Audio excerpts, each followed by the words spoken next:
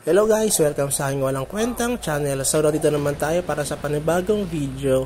Pero bago natin simulan guys, inaanyayahan ko pala kayong i-like yung ating bagong YouTube channel na si JT Cup Gamer. So yan, dyan na tayo mag-upload ng mga videos natin dahil nagka-problema tayo doon sa Teacher Pogi na channel natin. So dito na tayo mag-update. So anyway, for the meantime, mag-aano muna tayo dito sa ating YouTube channel, mag-upload para ma-notify yung mga sound subscribers natin para alam nila na meron na tayong bagong channel. So ang PvP na ito ngayon ay laban dito sa server namin sa top 3 versus top 4 na Blade Knight.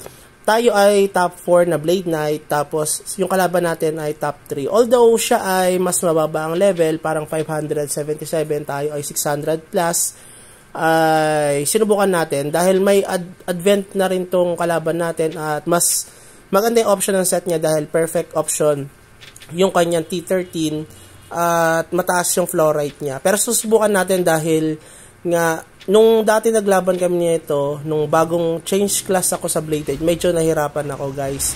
So ngayon, gusto nating i-gauge ulit yung character natin kung after 1 week or 2 weeks ay nakahabol na tayo dito sa ating nilalaro na MU Monarch.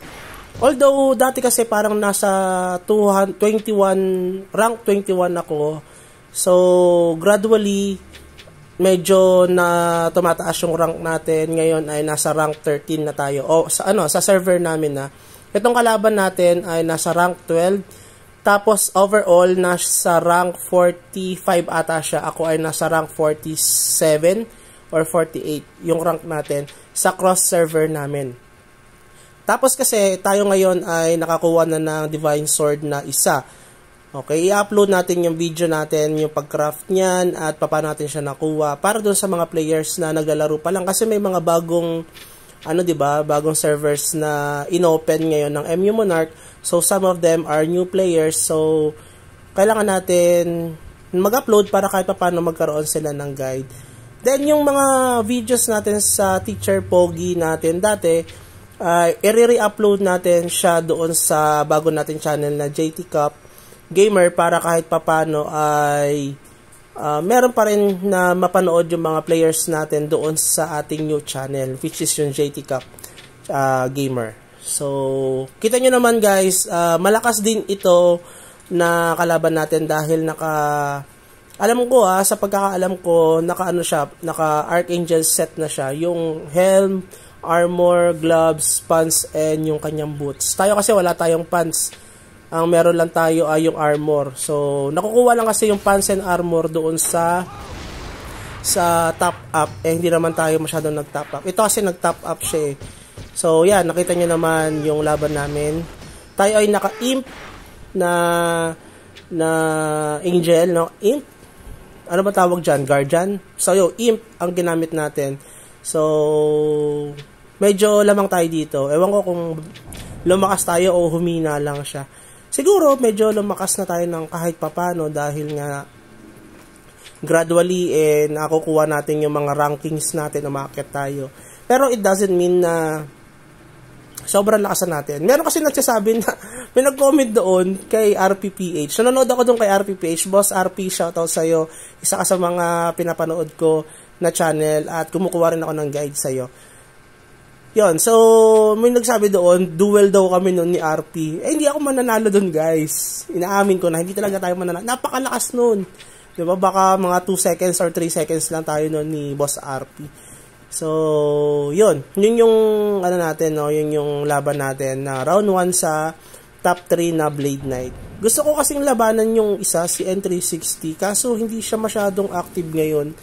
Parang napako kasi yung level niya sa 587. Yun yung kasi sa parang disadvantage sa sa dual or two-handed sword na mahirap magpa-level tapos ang hirap mag-RB pero napakalakas naman sa PvP.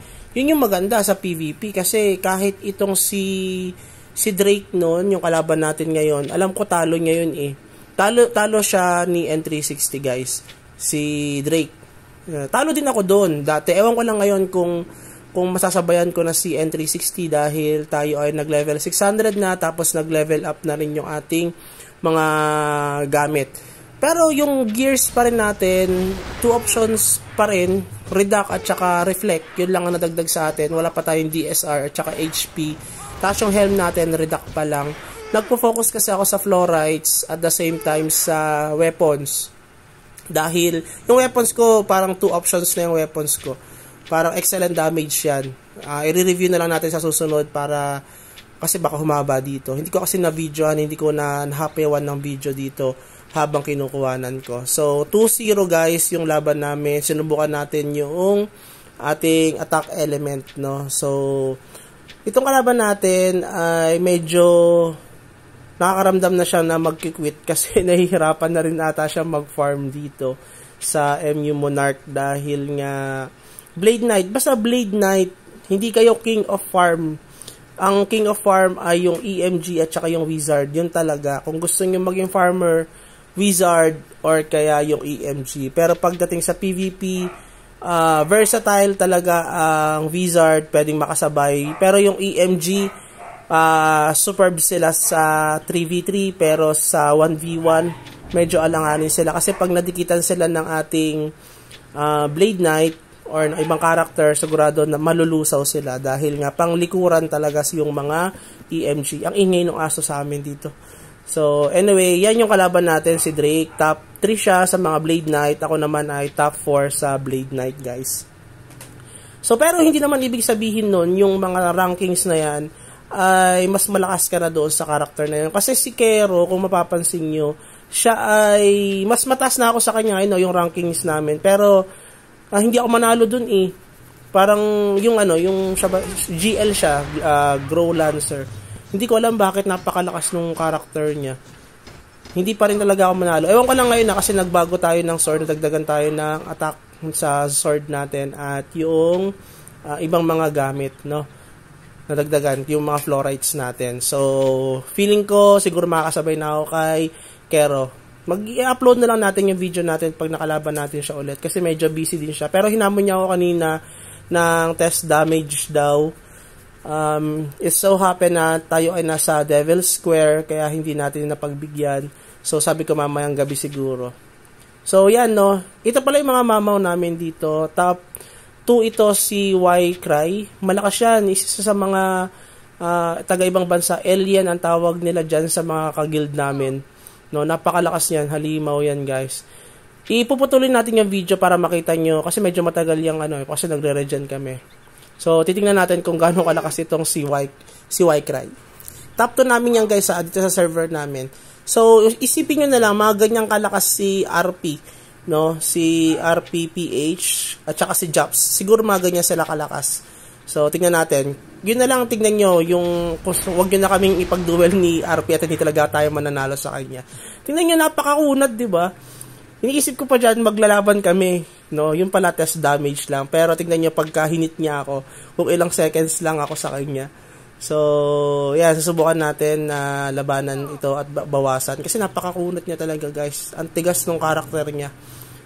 Siyempre mga spender yan guys, medyo malaki na rin ang mga nagagastos niyan. Kung kayo ay gusto nyo mga mag number 1, number 2, number 3, or talaga mga mamaw, mag-spend kayo ng marami. Pero kung gusto nyo lang naman maglaro, tamang laro lang or libangan, ay pwede na rin yung 55 toppers kayo. Si RPPH, diba, parang nag 55 toppers na rin siya. Pwede nyo gawin yung ginagawa niya. Ginagawa ko rin kasi yon yung may mga alternate tayo. O diba, sandali lang tayo sa kanya. Parang 2 seconds lang ata o 1 second lang yung laban namin. Sandali lang, ang lakas ng damage niya, diba? Mama, wala rin buff yan. So, yun lang ginagawa din natin yung ginagawa ni RP kahit dati pa naman yung may alternate. Meron akong alternate, summoner at saka EMG. Ginagamit ko yon pang kuha ng mga fluorides at syempre mga combo at saka ibang mga materials. Tapos pinapasa natin dito sa ating Blade Knight. So, para hindi tayo masyadong magastosan, di ba? So, pwede nyo gawin yun. Ganun din ang ginagawa ni Boss RP ngayon. So, gayahin yun. At maganda yun na strategy para kahit papanong hindi kayo spender dito pero nakakasabay kayo sa PVP or sa laro na ito. Pero hindi kasing lakas nitong mga to. Malaki na nagastos niyan guys, maniwala kayo. Ang dami na, lahat ng events meron silang mga top up. So, yun lang siguro guys, and bye bye and have a good day.